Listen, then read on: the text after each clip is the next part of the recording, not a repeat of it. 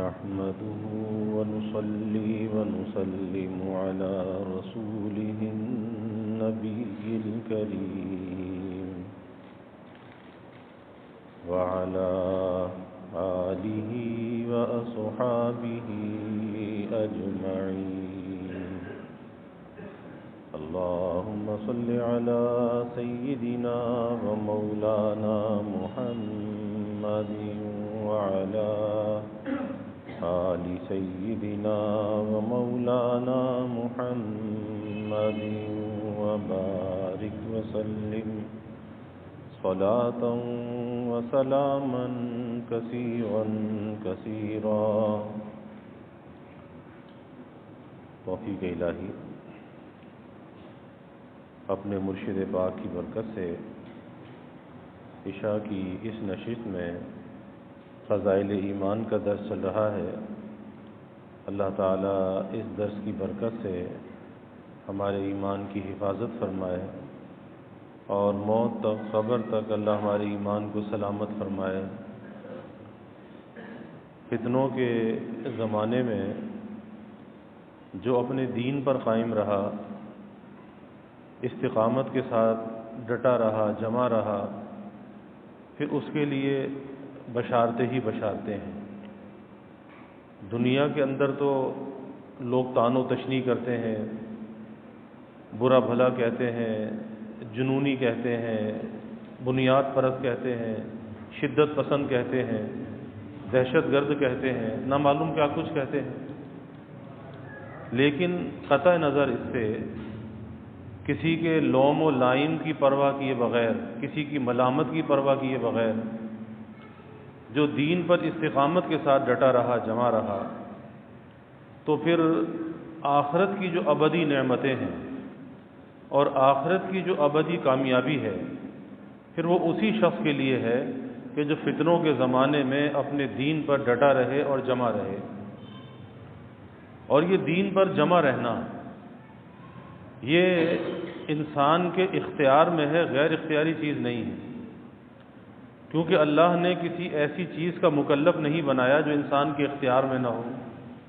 لا یکلف اللہ نفسا الا وسعها. اگر انسان دین سے ڈگمگاتا ہے، دین سے ہٹتا ہے، اور جب دین سے ہٹتا ہے تو پھر کس طرف جاتا ہے؟ بے دینی کی طرف جاتا ہے. یعنی دو ہی راستے ہیں، یا دین ہے یا بے دینی ہے، ایمان ہے یا کفر ہے. تو جب ایمان سے نکلے گا تو کفر میں جائے گا، دین سے ہٹے گا تو بے دینی کی طرف جائے گا. تو بے دینی سے اپنے آپ کو بچانا یہ انسان کے اپنے اختیار میں ہے کہ اپنے اختیار اور ارادے سے بے دینی سے، بے راہ روی سے، آزادی اور بے باکی کی زندگی سے اپنے آپ کو بچا سکتا ہے. یہ اپنے اختیار میں ہے. اور اگر کوئی اس کے اندر کوتاہی کر رہا ہے تو کل قیامت کے دن اس کے پاس کوئی عذر نہیں ہوگا کہ اللہ کے سامنے عذر پیش کر دے کہ جی میری تو یہ مجبوری تھی، اس وجہ سے میں یہ کام کرتا تھا، اس برائی کے قریب جاتا تھا، یہ مجبوری تھی، یہ عذر تھا. نہیں، وہاں کوئی عذر ایسا قابل قبول نہیں ہوگا. وہاں تو یہ سوال ہوگا کہ تم نے اپنے اختیار سے دین پر کتنا عمل کیا اور اپنے ماتحتوں کو کتنا اللہ کے دین پر چلایا. آج گھروں میں ایک کیفیت ہوتی ہے کہ گھروں کے اندر بیوی گھر میں ہے، ماں باپ گھر میں ہے، بہن بھائی ہیں، لیکن مرد ان کے دین کی فکر نہیں کرتا، ان کی معاش کی فکر تو کرتا ہے. ایک طرف معاش کی فکر ہے اور ایک طرف معاد کی فکر ہے، آخرت کی. تو جہاں پر معاش کی فکر ہونی چاہیے کہ کھائیں گے پیئیں گے کیسے، گزر بسر کیسے ہوگا، تو وہیں پر معاد کی فکر بھی ہونی چاہیے کہ آخرت میں کیا بنے گا، میں نے کیسا لقمہ لے کر گھر جانا ہے، کیسا لقمہ ان کے پیٹ میں ڈالنا ہے، اور انہیں کس طرح سے نیکی کی اور دین کی تلقین کرنی ہے کہ گھر میں کوئی بے نمازی نہ ہو، گھر میں کوئی بے پردہ نہ ہو، گھر میں بے حیائی نہ ہو، فحاشی نہ ہو، عریانی نہ ہو. یہ ساری چیزیں گھر کے سربراہ کی ذمہ داری ہے، گھر کے مرد کی ذمہ داری ہے. ورنہ حدیث میں آتا ہے کہ قیامت کے دن اس حال میں یہ اللہ کے سامنے کھڑا ہوگا کہ اس کی مشقیں کسی ہوئی ہوں گی، یعنی ہاتھ اس کے بندھے ہوئے ہوں گے، اور اس کے قدم اپنی جگہ سے جنبش نہیں کر سکیں گے، حرکت نہیں کر سکیں گے. اور پھر اس سے سوال ہوگا اس کی رعیت کے بارے میں، اس کے ماتحتوں کے بارے میں، کہ جو تمہارے ماتحت تھے، جن کی معاش کی تو تم فکر کرتے تھے، ان کی معاد کی فکر تم نے کیوں نہیں کی؟ سوال ہوگا. اب انسان سوچ لے کہ کیا جواب دے گا، کیا جواب دے گا. اس لیے اس حد تک معاش کے اندر منہمک ہو جانا کہ انسان معاد سے غافل ہو جائے، آخرت سے غافل ہو جائے، یہی تو دنیا ہے جس کی مذمت کی گئی ہے.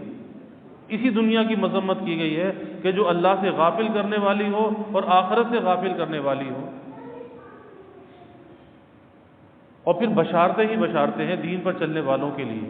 اللہ کے انعامات ہی انعامات ہیں. فرماتے ہیں کہ مبارک ہیں یہ لوگ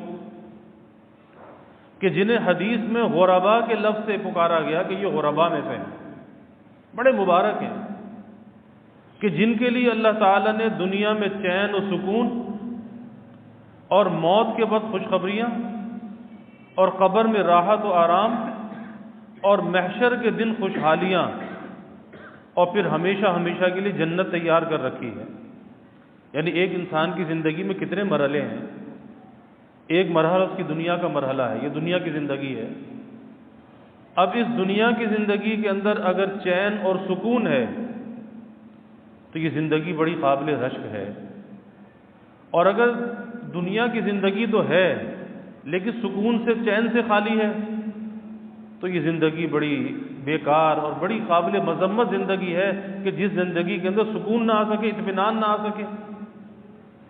تو یہ بے سکونی کہاں سے آتی ہے، بے اطمینانی کہاں سے آتی ہے، یہ دل کا سکون برباد کیوں ہو جاتا ہے؟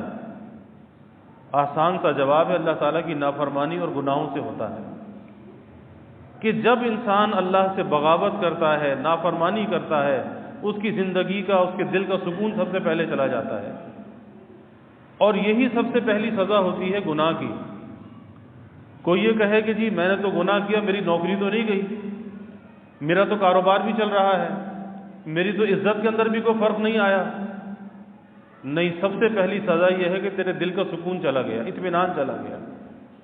اور یہ دل کا چین اور سکون، یہ اطمینان، یہ بہت بڑی دولت ہے کہ دنیا کے مال و دولت اور اسباب اس پر قربان کیے جا سکتے ہیں لیکن دل کا چین اور سکون برباد نہیں کرنا چاہیے.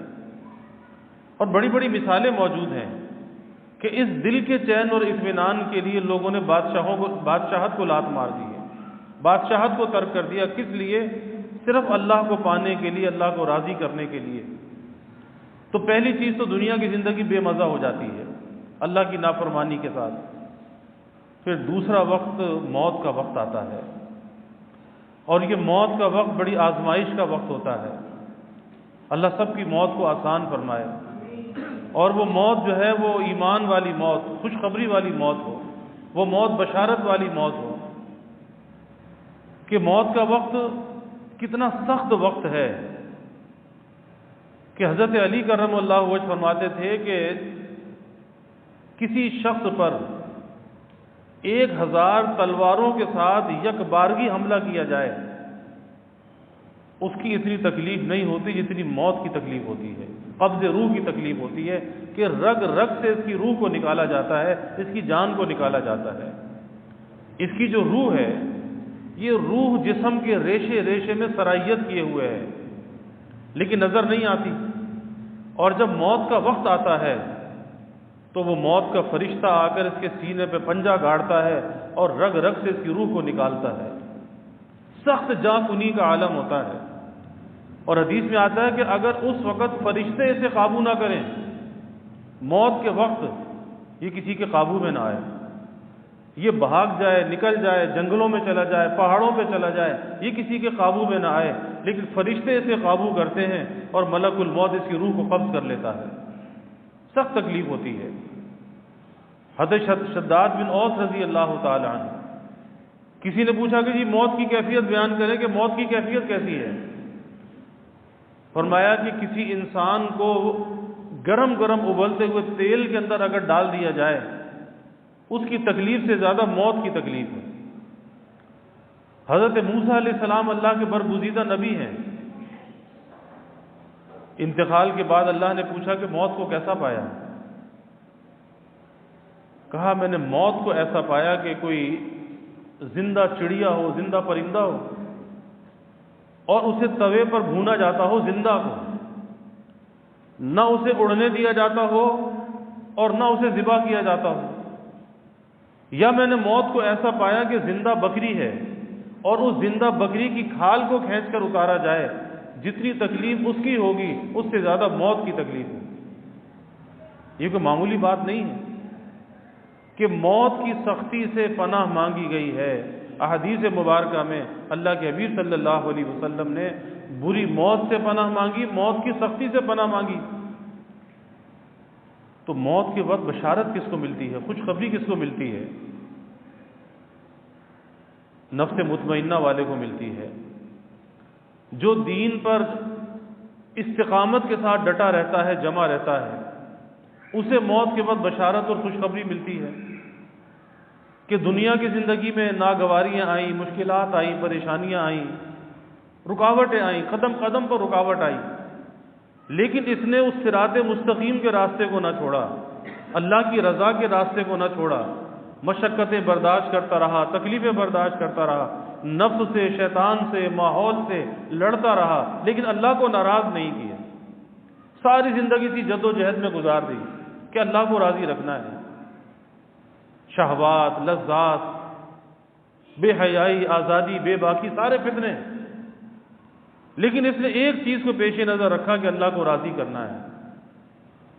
اور جب اس نے اس کا خیال کیا کہ اللہ کو راضی کرنا ہے، اللہ کی رضا کے ساتھ زندگی گزارنی ہے، تو پھر موت کے وقت اسے خطاب ہوتا ہے، یا ایتھا النفس المطمئنہ، اے اطمینان والی جان، کیونکہ تو لڑتا رہا نا اپنے نفس سے، شیطان سے، ماحول سے، شہوات سے، لذات سے، اب بشارت ہے، ارجعی الی ربک راضیۃ مرضیہ، کہ چل اپنے رب کی طرف، اور اس حال میں چل، اس حال میں چل کہ تو رب سے راضی اور رب تجھ سے راضی۔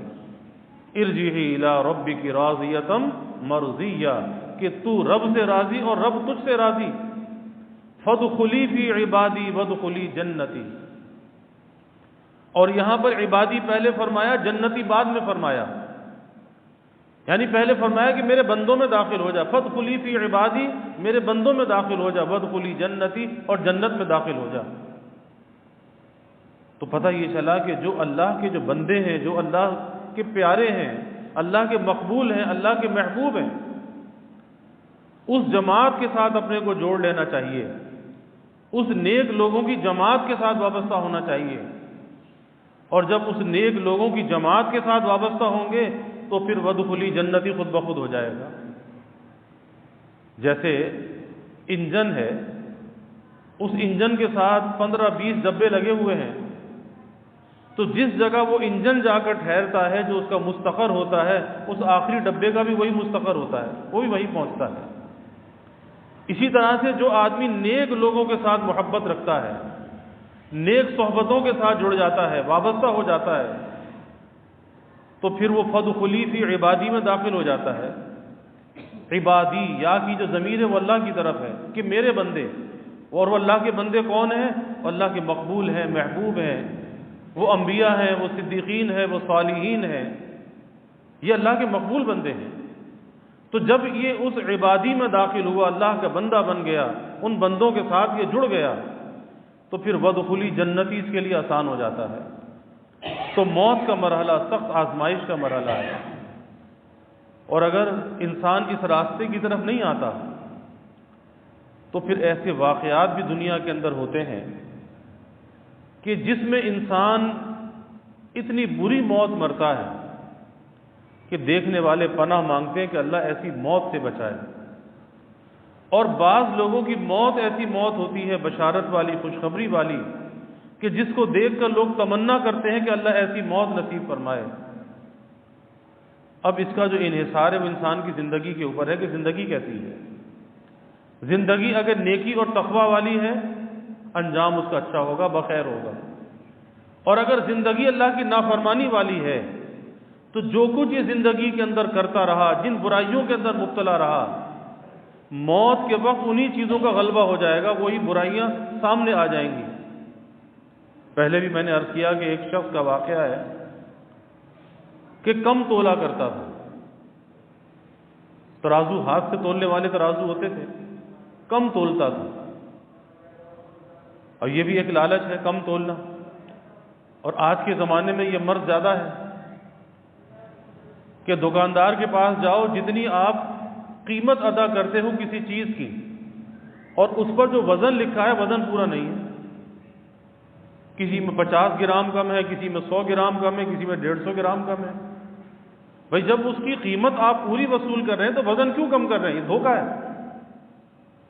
تو وہ شخص کم تولا کرتا تھا، جب موت کا وقت آیا اسے کلمے کی تلقین کی گئی کہ بھائی کلمہ پڑھ لے۔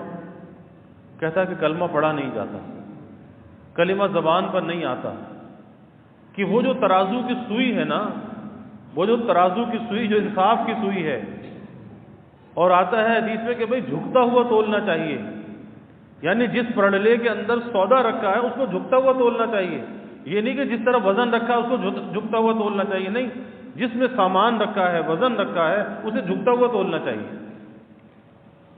اور یہ نہیں سوچنا چاہیے کہ اگر میں نے 5 گرام زیادہ دے دیا، 10 گرام زیادہ دے دیا تو مجھے تو گھاٹا ہو جائے گا، نہیں، برکت تو اللہ کے قبضے میں ہے۔ اللہ تمہاری سچی اور صحیح نیت پر اللہ اس میں برکت ڈال دے گا، تمہیں گھاٹا نہیں ہوگا، کیونکہ رزق کا رازق تو اللہ ہے نا۔ بہت سے لوگ اسے بڑی فنکاری سمجھتے ہیں، بڑی مہارت سمجھتے ہیں کہ کم تول کر دے دیا، دھوکہ دے کر دے دیا۔ اب اسے کلمے کی تلقین کی جاتی ہے لیکن اس کی زبان پہ کلمہ نہیں آتا۔ کہتا ہے وہ جو ترازو کی سوئی ہے نا، ترازو کی سوئی وہ میرے حلق میں اٹکی ہوئی ہے، میری زبان پہ کلمہ نہیں آتا۔ اب یہ کیا چیز ہے کہ جو زندگی میں کرتا رہا، موت کے وقت وہی کیفیت غالب ہو گئی۔ ایک شخص کا واقعہ مجدد تھانوی رحمۃ اللہ علیہ نے بیان کیا کہ کسی لڑکے کے عشق میں مبتلا تھا، اور آتا ہے کہ اللہ اگر کسی کو اپنی بارگاہ سے مردود کرنا چاہتا ہے، اللہ کسی کو راندہ درگاہ کرنا چاہتا ہے، اسے لڑکوں کے چکر میں مبتلا کر دیتا ہے۔ تو کسی کے عشق میں مبتلا تھا، موت کا وقت آ گیا، اب بستر پر ہائے ہائے کر رہا ہے۔ لوگ کہتے ہیں کہ بھائی کلمہ پڑھ لے، کہتا نہیں، میرے اس دوست کو بلا دو، اس کو بلا دو، ایک دفعہ اس کو دیکھ لوں، اس کو پیغام پہنچایا کہ بھائی تو آ کر اس سے مل لے، اس کی حالت تو بہت خراب ہے، شاید تیرے آنے سے اس کی حالت سنبھل جائے۔ اس نے کہا کہ اچھا میں آتا ہوں۔ اب اس کو اطلاع ملی کہ وہ آ رہا ہے تو یہ سنبھل کر بیٹھ گیا، لیکن پھر اسے خیال ہوا، راستے سے واپس چلا گیا کہ پتہ نہیں لوگ کیا کہیں گے، بدنامی ہو جائے گی، رسوائی ہو جائے گی، لوگ کیا کہیں گے کہ پتہ نہیں اس کا کیا تعلق تھا۔ راستے سے واپس ہو گیا۔ اب جو اس کو اطلاع ہوئی کہ وہ آ رہا تھا لیکن راستے سے واپس چلا گیا، بس ایک آہ بھری اور روح پرواز کر گئی، خاتمہ خراب ہو گیا، کلمہ زبان پر نہیں آیا، اللہ کا نام زبان پر نہیں آیا۔ تو جو زندگی میں انسان کرتا ہے، موت کا وقت اس کا نچوڑ ہوتا ہے، کیوں نہ زندگی کے اندر اچھے کام کیے جائیں، اللہ کی یاد کے ساتھ زندگی گزاری جائے، نیکی کے ساتھ زندگی گزاری جائے، گناہ سے بچ کر زندگی کو گزارا جائے، کیونکہ دنیا تو فانی ہے، اس کی ہر لذت فانی ہے، آخرت باقی ہے، اور اس فانی کے لیے اس باقی کو برباد نہیں کرنا چاہیے۔ یہ تو چھوڑ کے جانا ہے، ہر حال میں چھوڑ کر جانا ہے، تو اس فانی کے لیے، اس مردار کے لیے اس باقی کو برباد کرتا ہے۔ انسان تصور بھی نہیں کر سکتا کہ کس طرح سے اپنی آخرت کا نقصان کر لیتا ہے۔ تو موت کا وقت بڑا کٹھن وقت ہوتا ہے۔ پھر موت کے بعد قبر کی منزل آ جاتی ہے، جس کے لیے اللہ کے حبیب صلی اللہ علیہ وسلم نے فرمایا کہ یہ قبر جنت کے باغوں میں سے باغ بھی ہے اور دوزخ کے گڑھوں میں سے گڑھا بھی ہے۔ قبر کی منزل بڑی سخت منزل ہے کہ نیک آدمی اور برے آدمی کے ساتھ یہ اچھا اور برا سلوک کرتی ہے۔ یہ قبر خطاب بھی کرتی ہے، برے آدمی سے کہتی ہے کہ تو زمین پر چلنے والوں میں مجھے کتنا مبغوض تھا، کتنا ناپسند تھا۔ ہم تو سمجھتے کہ زمین مردہ ہے، یہ مردہ نہیں ہے، زندہ ہے، اور یہ زمین، یہ در و دیوار ہمارے نزدیک مردہ ہیں، اللہ کے نزدیک زندہ ہیں۔ کل قیامت کے دن ہماری گناہوں پر، نافرمانیوں پر اور ہماری نیکیوں پر یہ گواہ ہوں گے۔ تو کہتی ہے تو مجھے کتنا برا لگتا تھا، تو اللہ کی نافرمانی کے ساتھ زمین پہ چلتا تھا، اور دیکھ میں تیرے ساتھ کیسا سلوک کرتی ہوں۔ اور پھر حدیث میں آتا ہے کہ یہ زمین، یہ قبر اسے بھینچتی ہے، اور ایسے بھینچتی ہے، آپ نے یہ انگلیاں ایک ہاتھ کی دوسرے ہاتھ میں ڈال کر بتائیں کہ اس طرح دائیں کی پسلی بائیں اور بائیں کی پسلی دائیں کو نکل جاتی ہے، اس طرح سے بھینچتی ہے۔ اور پھر اس کی قبر کو اندھیرے کا گھر بنا دیا جاتا ہے، تنگی کا گھر بنا دیا جاتا ہے، عذاب اس کی قبر میں مسلط کر دیا جاتا ہے۔ اسی لیے قبر کے اندھیرے سے، عذاب سے، تنگی سے پناہ مانگی گئی ہے۔ اللہ سے پناہ مانگو، قبر کے اندھیرے سے، قبر کے عذاب سے، قبر کی تنگی سے۔ اور نیک آدمی جب قبر میں جاتا ہے، قبر اس سے بھی خطاب کرتی ہے، کہتی ہے تو زمین پہ چلنے والوں میں مجھے کتنا پیارا لگتا تھا کہ تو اللہ کی فرما برداری کے ساتھ زمین پہ چلتا تھا، اللہ کی اطاعت کے ساتھ چلتا تھا، اور دیکھ آج میں تیرے ساتھ کیا سلوک کرتی ہوں۔ اور پھر حدیث میں آتا ہے کہ زمین اسے بھی دباتی ہے، بھینچتی ہے، لیکن اس طرح سے اسے دباتی ہے جیسے ماں بچے کو سینے سے لگا کر دباتی ہے، اس طرح زمین اسے دباتی ہے۔ اور پھر اس کی قبر میں جنت کا بستر بچھا دیا جاتا ہے، اور فرشتہ کہتا ہے قبر کو تا حد نگاہ کشادہ کر دیا جاتا ہے، یعنی جہاں تک نظر جاتی ہے وہاں تک قبر کشادہ ہو جاتی ہے۔ اور پھر فرشتہ کہتا ہے کہ سو جا، ایسے سو جا جیسے دلہن سوتی ہے، اسے آرام دہ بستر پہ سلا دیا جاتا ہے، اور قیامت تک کا جتنا بھی زمانہ ہے، ہزاروں سال کا زمانہ، وہ ایسے گزر جائے گا کہ اسے پتہ بھی نہیں چلے گا، جیسے ابھی سویا تھا اور ابھی بیدار ہو گیا۔ پھر اس کے بعد حشر کا مرحلہ آتا ہے، میدان حشر، کہ کچھ لوگ وہ ہوں گے جو حشر کے اندر خوشحال ہوں گے، خوشیوں سے شادہ ہوں گے۔ ایک تو یہ کہ انہیں اللہ کے عرش کے سائے میں جگہ ملے گی، نیک لوگوں کے ساتھ وہ جمع ہوں گے، اور ان کا جو نامہ اعمال ہے انہیں دائنے ہاتھ میں دیا جائے گا، اور جنہیں دائنے ہاتھ میں نامہ اعمال دیا جائے گا خوشی کے مارے اچھلتے ہوں گے، کودتے ہوں گے، ایک دوسرے کو دکھاتے ہوں گے کہ دیکھو مجھے جو ہے نامہ اعمال میرے دائنے ہاتھ میں مل گیا۔ جیسے بچے امتحان میں پاس ہو جاتے ہیں، اور پاس ہو کر جب بچے کو رپورٹ کارڈ ملتا ہے تو خوشی کے مارے اچھلتا پھرتا ہے کہ دیکھو جی میں پاس ہو گیا، میں نے پوزیشن لے لی۔ تو اسی طرح قیامت کے میدان میں جن کو داہنے ہاتھ میں اس کا نامہ اعمال ملے گا، وہ خوشی کے مارے اچھل رہا ہوگا، اس کی خوشی کا کوئی ٹھکانہ نہیں ہوگا۔ اور پھر نیک آدمی اللہ کے عرش کے سائے میں ہوگا۔ 7 قسم کے آدمی اللہ کے حبیب صلی اللہ علیہ وسلم نے بیان فرمائے تو اللہ کے عرش کے سائے میں ہوں گے۔ اور اس دن کیفیت کیا ہوگی کہ سورج جو اب کروڑوں میل کے فاصلے پر ہے، اس کی تپش ہم سے برداشت نہیں ہوتی، تھوڑی دیر میں آدمی جو ہے ہلکان ہو جاتا ہے کہ جی بہت گرمی ہے، برداشت نہیں ہوتی۔ اور یہ سورج سروں کے اوپر ہوگا، 1.25 نیزے کے فاصلے پر، یعنی 1.25 گز کے فاصلے پر سروں پر ہوگا، اور زمین مثل تانبے کی ہوگی، اور پسینے کا عذاب ہوگا، اور ہر آدمی کے گناہوں کے بقدر وہ پسینے میں ڈوبا ہوا ہوگا، کسی کے ٹخنے تک ہوگا، کسی کا پنڈلی تک، گھٹنے تک، زانو تک، ناف تک، اور کسی کا پسینہ یہاں تک باچے دیا ہوا ہوگا، یعنی یہاں تک پسینے میں ڈوبا ہوا ہوگا۔ اور وہ عذاب ایسا ہوگا، تکلیف ایسی ہوگی پسینے کی کہ لوگ تمنا کریں گے کہ بھئی ہمارا حساب کتاب شروع ہو، اس عذاب سے ہمیں نجات ملے، جو پسینے کا عذاب ہے اس سے ہمیں نجات مل جائے، چاہے جہنم میں ڈال دیا جائے لیکن اس سے تو نجات مل جائے۔ وہ پسینے کا عذاب ایسا عذاب ہوگا، پسینہ اندر سے کھول رہا ہوگا، لیکن اس وقت وہی فائدے میں ہوگا جو دنیا میں اللہ کے دین پر استقامت کے ساتھ ڈٹا رہا، جمع رہا۔ ان الذین قالوا ربنا اللہ ثم استقاموا تتنزل علیہم الملائکہ الا تخافوا ولا تحزنوا وابشروا بالجنۃ التي کنتم توعدون، کہ جس نے یہاں پر استقامت دکھائی، اب آگے بشارتیں ہی بشارتے ہیں کہ موت کا وقت آتا ہے تو فرشتوں کا نزول ہوتا ہے، اور فرشتے بشارت دیتے ہیں۔ کس چیز کی بشارت دیتے ہیں بھائی؟ کوئی خوف نہ کر، کوئی غم نہ کر، کوئی ڈر نہ کر، اور کس لیے کہ جہاں تو جا رہا ہے جنت کی، وابشروا بالجنۃ التي کنتم توعدون، کہ تو کس بات کا غم کرتا ہے؟ تو کیوں پریشان ہوتا ہے؟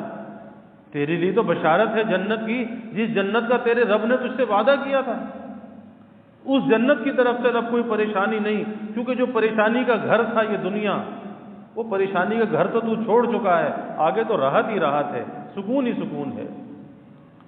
تو یہ ساری منزلیں جو ہیں انسان کو پیش آتی ہیں، اور پھر اس کے بعد اس کا جو ٹھکانہ ہے جنت یا دوزخ ہوتی ہے، اور جنت بھائی اچھا ٹھکانہ ہے، ہمیشہ ہمیشہ کا ٹھکانہ ہے، کہ جو ایک بار جنت میں داخل ہو گیا پھر اسے کبھی جنت سے نکالا نہیں جائے گا، پھر جنت ہمیشہ ہمیشہ کے لیے اس کی ہوگی، اور جنت انعامات جنت وہ ایسے ہوں گے کہ انسان دنیا میں اس کا تصور بھی نہیں کر سکتا کہ وہ انعامات جنت کیسے ہوں گے۔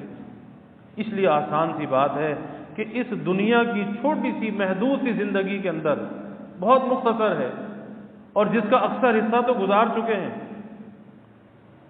اللہ کی رضا کے ساتھ گزار لے، اللہ کو راضی کر کے گزار لے، اپنی خواہشات کو، شہوات کو، لذات کو اللہ کے لیے قربان کر دے، بس آگے بشارتیں ہی بشارتیں ہیں۔